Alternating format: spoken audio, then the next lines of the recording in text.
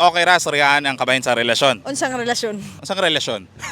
Unsa pa ba? Relasyon nimo. Nimo. Ah, okay. I mean personal relationship with, a behalf. Oo, okay lang. Ana Nasa dre. Asa ni dapit? Nasa dito.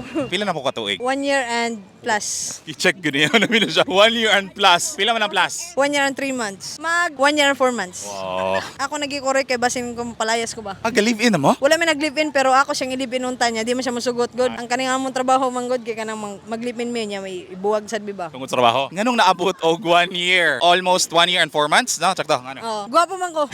Nana ni mo tanan ang iyang gibulong. Wala na ako tanan pero basig na ana ako ang iyang gipangita ba. Naana pud niya tanan ang unsay imong gipangitan. Di may mabot og 1 year and 4 months kung wala niya tanan. Unsa ka nang mauban nga mga characteristic o traits sa iya nga ganahan nimo?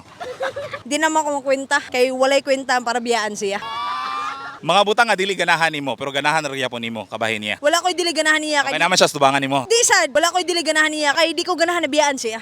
Unsa pa ba ibuhaton nato sa sulod sa relasyon para mas mutagal pa? Trust. Trust. Dapat musalig ka, kaya hindi ka musalig, luoy ka. Kaya ang pagsalig, kung mawala na, wala na tanan. That's all. Mensahe na lang para niya. Wala na ka masulti, kaya nasulti na ako tanan niya in person. Kinsa ganin siya? Love kay na ako siya. Charmaine Natole.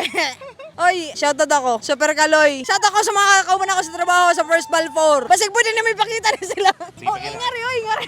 Sige ka na ra, nana nila.